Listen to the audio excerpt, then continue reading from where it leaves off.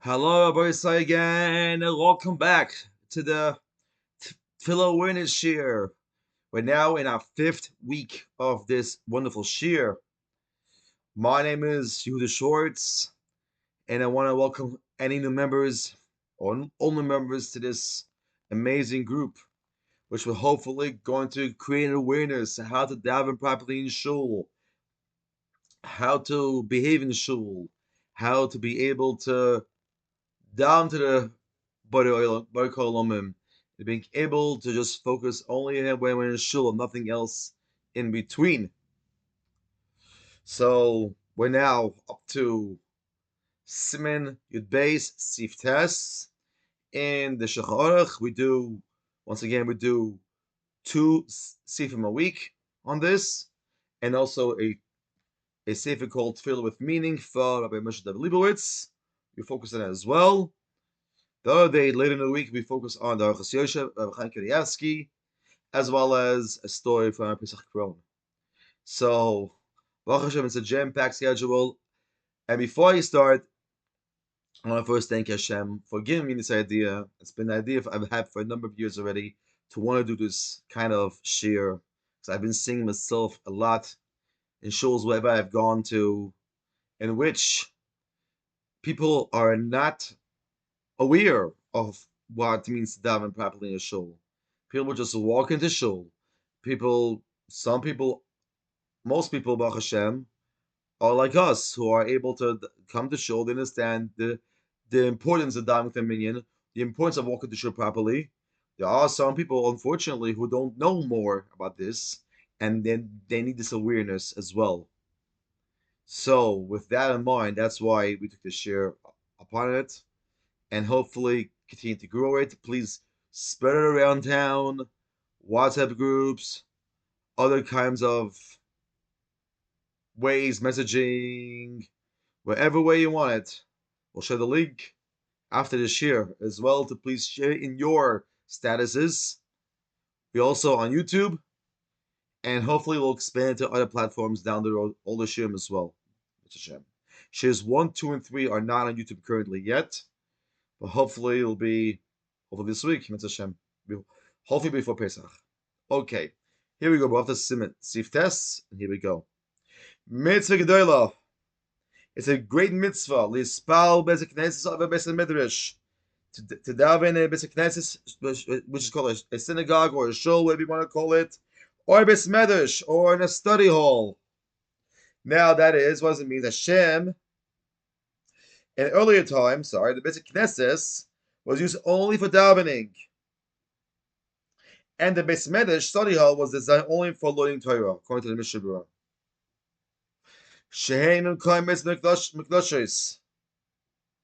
Since they are holy places, that fill in lefama misbatel she'ein shaminyan, even on occasion, meaning a rarity, not 9 out of 10 times it doesn't happen. A rarity, like 1 out of 10 times, the congregation is cancelled due to lack of a minyan. Sometimes shuls, and it happens when there's a scheduled minyan take place and no one shows up for minyan, and they cancel minyan because of that. That's what we're talking about. Not a minyan that which is commonly having issues getting a minyan, and people are dying because of that. Nevertheless, mitzvah lispal shalom yichidus is a mitzvah to daven there alone, even without a minyan. Kivin shehemikoymes mikdashos, since they're holy places. So like I said before, the Mishnah Berurah says like this: since prayers are better received when it's recited in these places than at home. But it's better to daven the minyan in one's home than to daven in a shul alone, according to the Mishnah Berurah. Siman Tzadik, Sif Chav Ches. Let's continue. Omi Shadarkoi Lilma Beis Medrash, one who regularly learns in the Beis Medrash. Yispalo Gam Kain Shema Basara should also daven in a place where there has at least 10 men. Avapi Shesh Beiroi Gam Knesses, even though there's also this Beis Knesses in a city where there are more people davening. Although in general, person should daven with more people, as the Kitzur will say right away. He nevertheless should rather stay in the Beit Knesset to daven, in the Bismanish to daven, so that he should not have to interrupt his studies to travel to the Beit Knesset. In addition, a Bismanish has a greater level of sanctity than a shul, meaning Beit Knesset, according to the Mishnah Berurah. Now, let's continue. Aval mi she'ain dakar learn basic midrash. One who does not regularly learn the basic midrash. Yispal base knesset she'esh bo roiv Should rather daven in a basic knesset that has a multitude of people. Why? Because of roiv am hadras melech.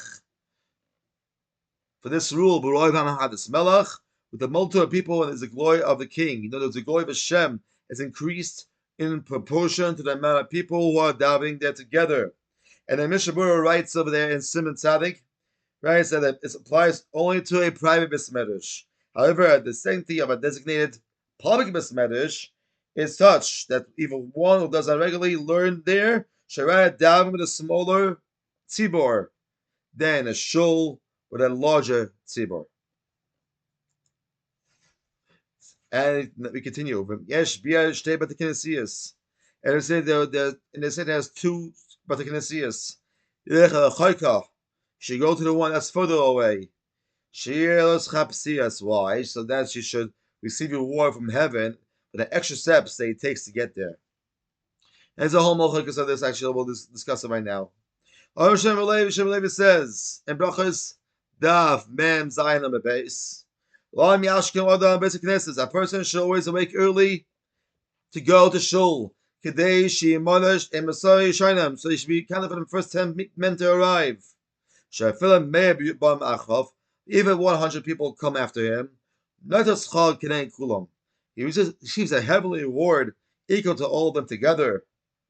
And the Shechina comes to rest when there are 10 men together. Since the first 10 people brings the Shechina to the shul, those who come later are going to join the original congregation of 10, which is also based on this. What I think, I don't know if it's 100% correct. You'd let me know on private message or email, tefillahshir@gmail.com. You could do that too. That the first 10 men that come to shul and they daven kehogan with the minyan are the ones that should be counted towards minyan. And everybody else is just a negay after that. Why I say this for? Because the other people, most of us who come to minyan on time, they be part of the minyan and they try to stay along with the minyan and they try to keep up. We're talking about those who are latecomers. I was talking in the previous year. Latecomers who come late. I know personally that what I do is when I down for the Omid, I only count the first 10 people who join the minyan. And those who came past the Achshama are not. I won't count them towards the 10 people by Shemana Esrei afterwards, because they're just Chapta Minyan and they're just making it light, which is very critical to make sure you come to Minyan on time. From this we see over here, according to the Kitzur Shulchan, to beat from the first 10 men is an important thing. Let's continue. Oid Amr Reb Zal. Al-Khamim of blessed memory said further in Brachas Daf Chesam Aleph. Kol mi shechachetz ve'avetz b'knesses of Esmidish. Whoever goes each morning and evening to the synagogue or to the study hall, Mizmah Horoi at the proper time. Proper time means you're coming to shul on time. You see the list outside your shul, and you see what time Marav is, what time Shachas, and so on. And stays there for a proper amount of time, meaning to the end of davening, in other words. And behaves there with an appropriate holiness. Merits a long life. Nechsinus is a pasuk in Mishlei. Asher Adam Shamei Loi Lishkoid Al Dasosai Yoim Nishmai Mitzvah Basachai. And it says, "This happy is the man who listens to me." Shem is talking like this: who comes quickly to my doors every day, is reference to those who come early to the shul. To guard the doorposts of my entranceways, and reference those who remain there as if they were watchmen at the entrance of the synagogue.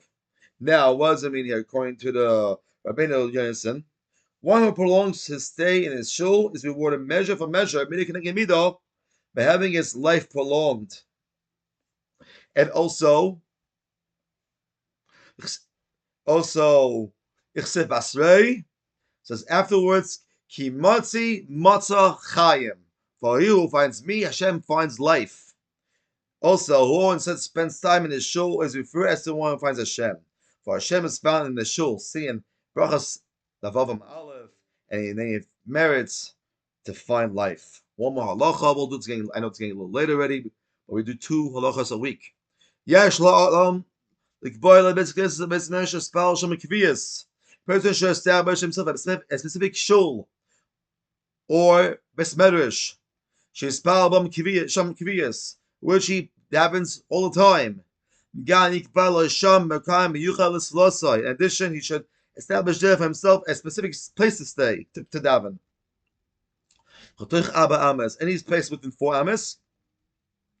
Kechad makom choshev. It's considered one place. In other words, area within 4 amas is a designated place. It's considered a safe place for davening. It's preferable. In Yochel Boy Mokum Eitzah here. One is able to establish his set place next to the wall. So there will be no one between him and the wall and when it davens. Meaning the mizrach vant, in other words. This is according to the way Chizkiyahu davened the Ksiv, as it is Yeshayahu, by Yasef, Chizkiyahu, El Alakir. Chizkiyahu turned his face to the wall and davened. And one should not stand or sit in davening. It's a except next to a wicked person. Even one davens at home, he should also establish himself a set place where the members of the household will not disturb him. Also, we should know that regarding davening by a wall, this halacha cannot be a requirement for every person, as obviously only a limited amount of people can have a set place adjacent to the wall. Right, what is referring to? It's addressed to those who are especially punctual, as mean coming blemish on time in observance, and mamish meticulous. They should try to arrange an especially favorable place to daven. One last thing I should mention before we go to the other portion of the shir. I daven in a certain shul, whatever it is, this week, and I'll speak about it quickly. And there is, unfortunately, some people who are just don't know the halachas well of how to daven in a shul and just make light of it.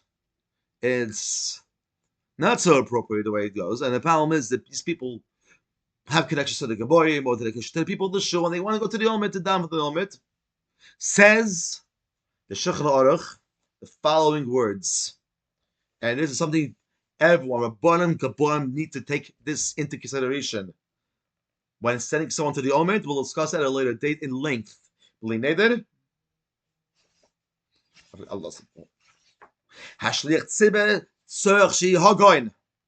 person, the chazan must be worthy for his position. Has to be worthy. And what does it mean here? It says, someone is free from sins, whose youth was proper, and so on and so forth. What does it mean is someone who's not openly talking his shul, someone who comes to shul on time and not just makes a light of davening. In other words, someone goes to the Omid, davens, has a nice sweet voice, but afterwards, when he goes back to his kipka or to his group to shmooze afterwards, he won't answer a main, she'll run out of shul after. That's not a Hagan person. Kafid Shabur, I don't make this up. This needs to be followed. Okay. We'll talk about it at length when we get to that part. Here we go. We have a few minutes left to the shir. And let's now discuss this sefer over here. Chapter 3 of the sefer now of Tefillah, meaning turning pages. Throughout our lives, we spend a lot of time davening. Davening cannot be simply a matter of turning pages to get it done with, over and done with. Davening needs to affect an eternal change in our very being. In earlier years, people felt they need to daven It wasn't done simply to get over with. Now, however, it has become another item to be checked off the list, on the do list. It's important to realize that one davens merely to fulfill the obligation is not yet to davening whatsoever.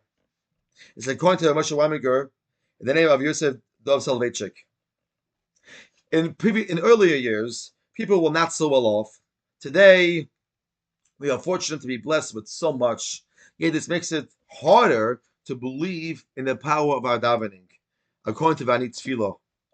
So our ancestors had less, so they had to daven more. Since we feel less of a need to daven, Hashem has other methods to get our attention, so to speak, such as pain and suffering, according to Vani Tefillah. Chazal say that davening is an avodah of the Shebelev, avodah of the heart. Yet, is it really?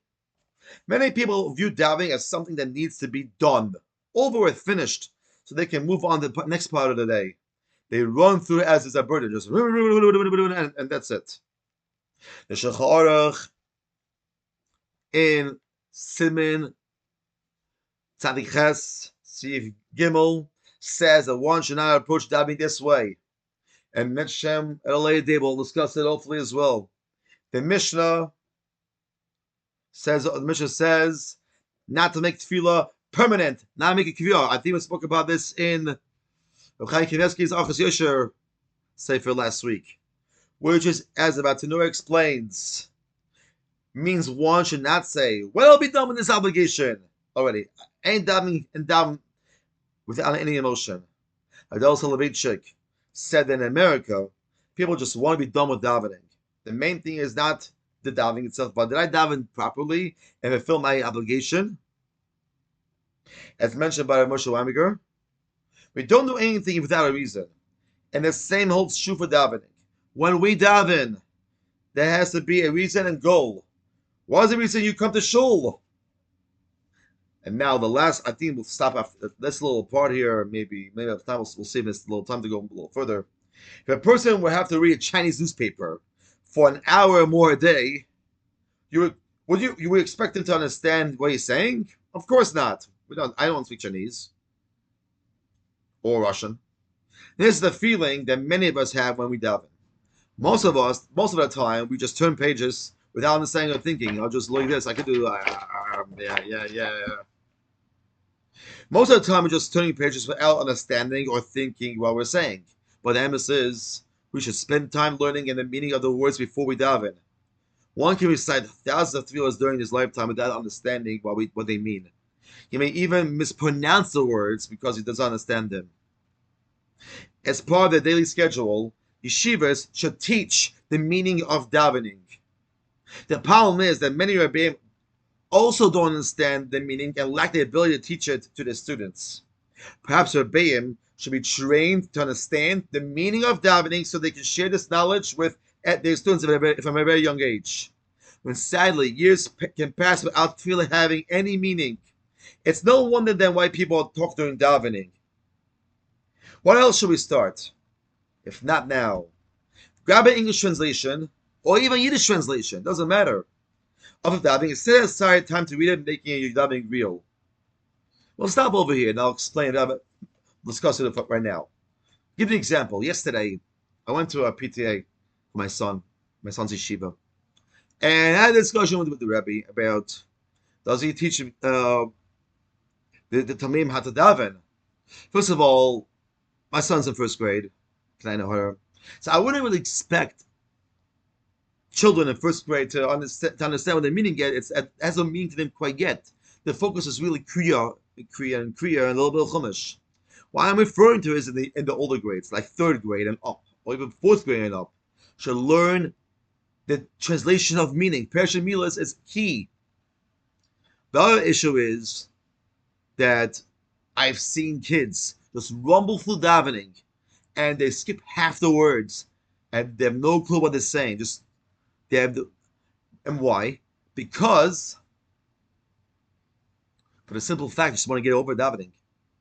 So, based on this sefer that we're doing now, and others talk about it as well, it's important, and it should be an awareness to Tell our yeshivas, tell the manalim, tell the rabbeim, tell the rabbonim, and so on, to get the word out there. Being able to just simply learn a daven, because we want kids to go up later on in life knowing how to daven in shul and not talking shul.